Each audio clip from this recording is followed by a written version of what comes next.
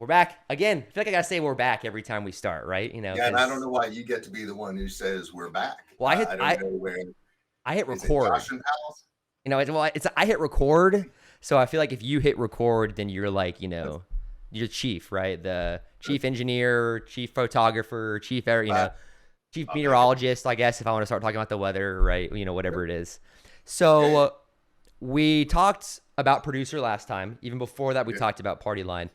But me and you got together, and it's been like a pretty exciting month and really week, if you condense it even more, of the kind of partnerships that TVU's. We're trying to expand a little bit in different areas and things of that nature. So me and you, we got the giveaway we got to talk about, right? We've got this webinar, all these things. So we kind of wanted to take a look at what we've done in November and kind of what we have planned in December as well. So, just kind of won't be highlighting the product as much, but more so the people that are using our products and how they're doing really cool things.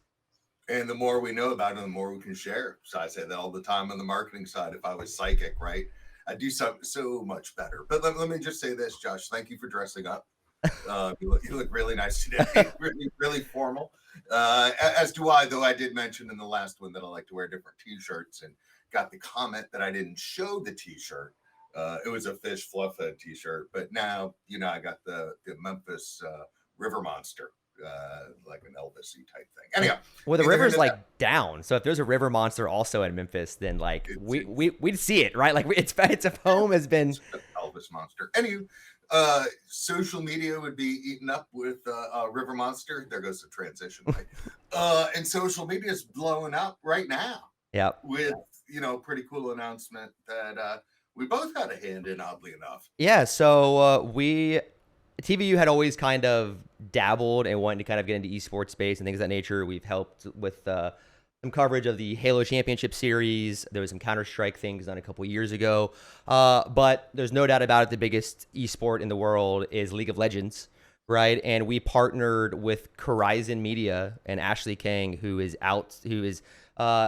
lives works in South Korea, came to the United States since the US was hosting League of Legends, and she was running into kind of a problem as things were happening. It's bandwidth, right? And that's something that I think can sometimes be an afterthought, but she was trying to get ahead of it because she knew that, like, if you go to these big events, right, and big breaking news at the same time, is that people's cell phones are grabbing up data.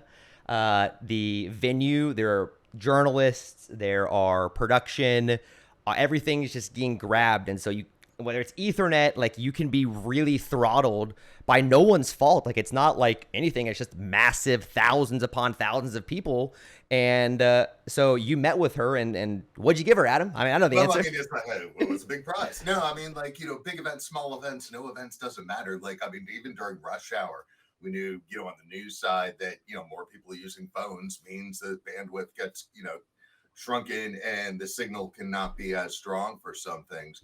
And so, when you actually saw her post saying this has taken like 6 hours to send 30 minutes worth of video, and we're sharing it with me. I was in New York for National Association of Broadcasters, fancy pants, little convention.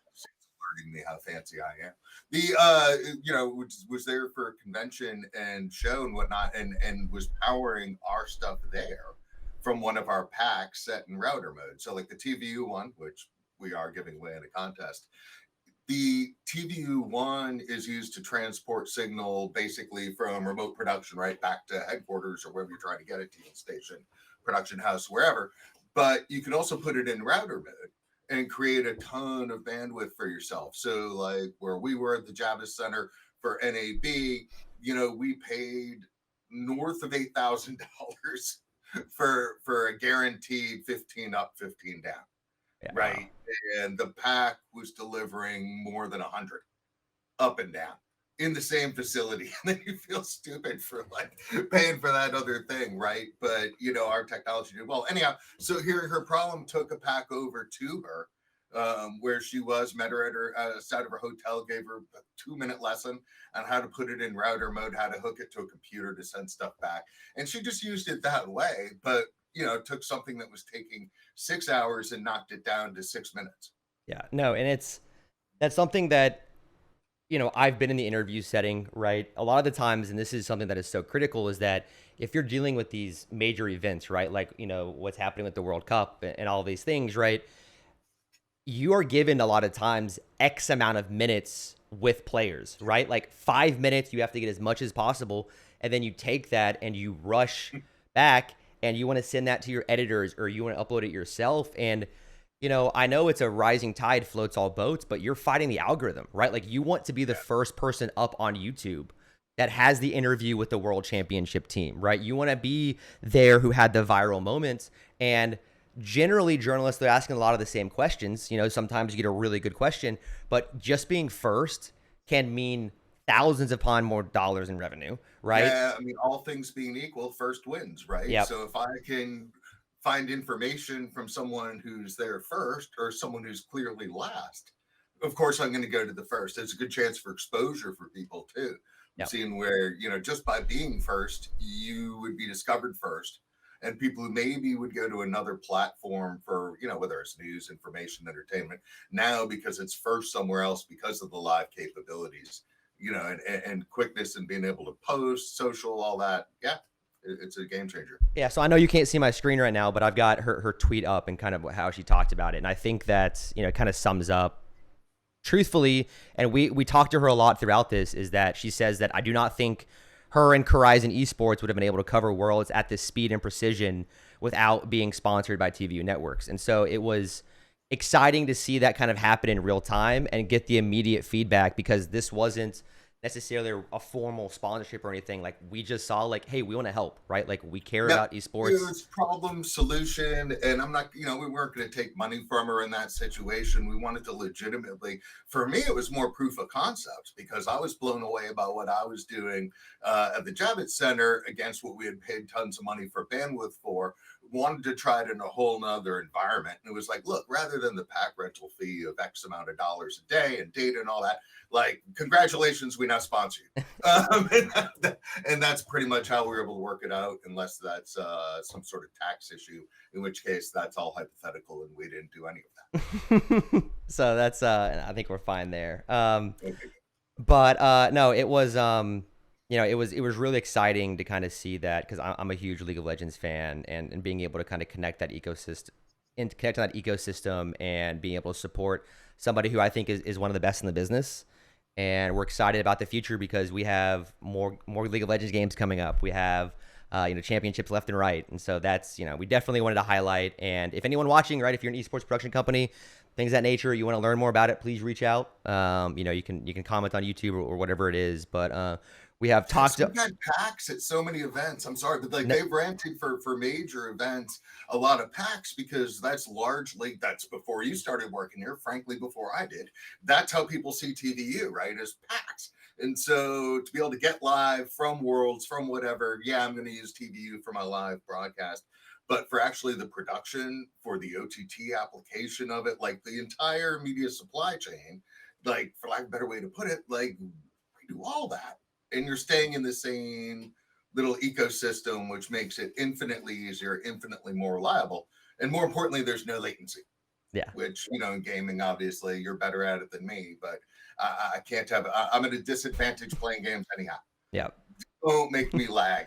I just can't do it. So that's, again, esports is very much something we're expanding into. So again, anyone reaching out, things that we already have more meetings set up with other production companies, so we're real excited about the future of that. But then obviously the games in Qatar, right? We've got this incredible live feed. I'm going to share my screen for you, Adam, so you can kind of watch at the same time with me. I want to make sure I'm like sharing the right screen. Always want to make sure. And then where is it?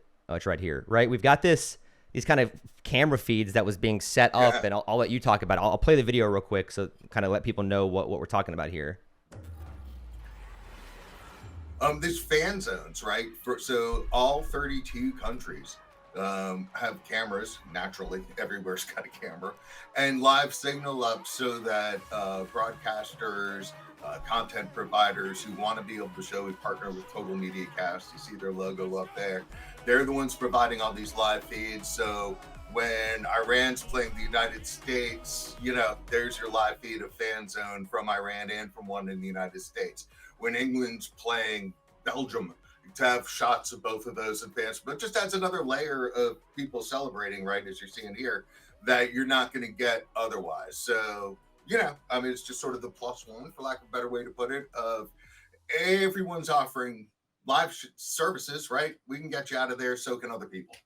But we can also get you video, we can also get you a crew, we can also blah, blah, blah. Yeah, like 32 countries, right? You got these, yeah. And I think one thing that is so important here is that like that visceral response, like we saw the footage of the Iranian players like hugging and crying with the U.S. after the loss, right? And the fans feel that too. And so you don't want to be limited in a production to like only what's happening in the stadium, because that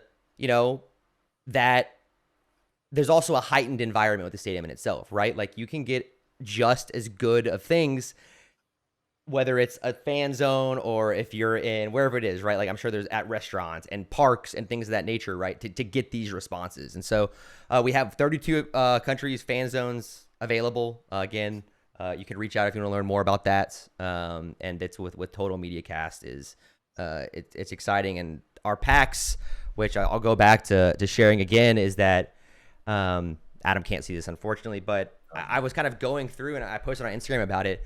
I'm blown away by the amounts of people that have our packs there, right? Like I get to keep aligning on the fact of like, oh, I'm new here, but I saw we did the press release, right, about like we set a record of how many packs, right? Can you explain a little bit more about that? Yeah, I mean, we have a ton of equipment, not just packs, receivers, all kinds of equipment there, and it really, I guess, that story sort of starts with the Olympics.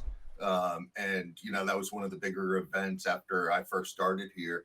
And with those being in China, and we had support teams there, and I just put out a message saying something to the effect of, look, we don't care whose equipment you have. We've got engineers on the ground there. If something goes wrong with your live broadcast, we'll get you up and running no matter whose it is, or at least take a shot at it. Well, we did get people up and running who were not on our stuff, who did have issues. And those people become customers, right?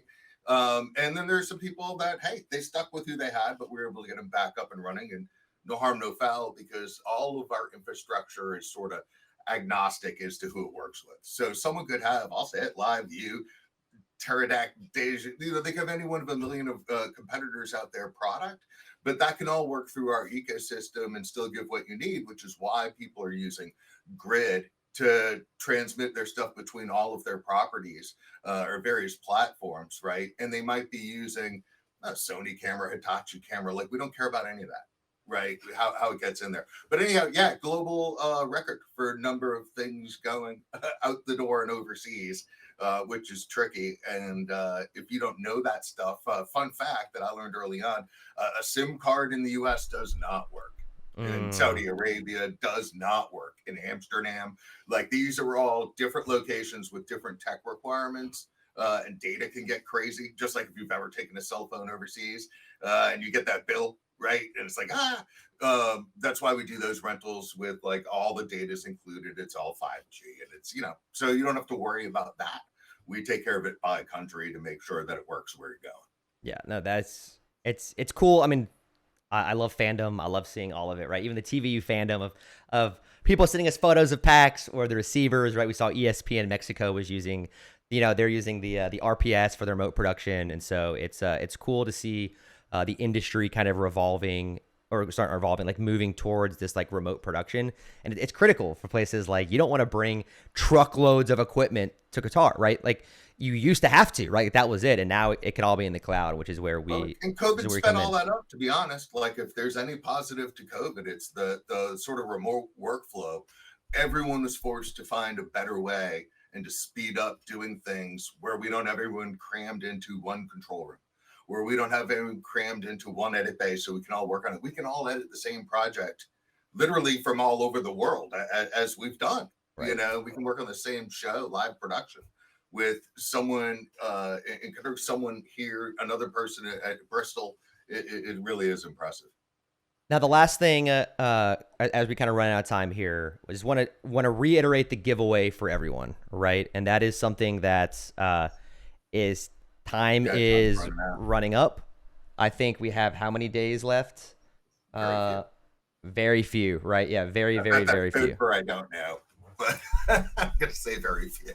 So, well, this is going out on, yeah. So you have today, right? This will be your last day. This is going up. By very few, we mean none. Yeah. So hopefully you're here to watch this video early, because at midnight tonight, final entries have to be in, and then we'll be drawing. So again, well, and I didn't want to make a big thing about this, right? You say hopefully you're watching it early. You do want to be an early adopter of watching, just to know right now.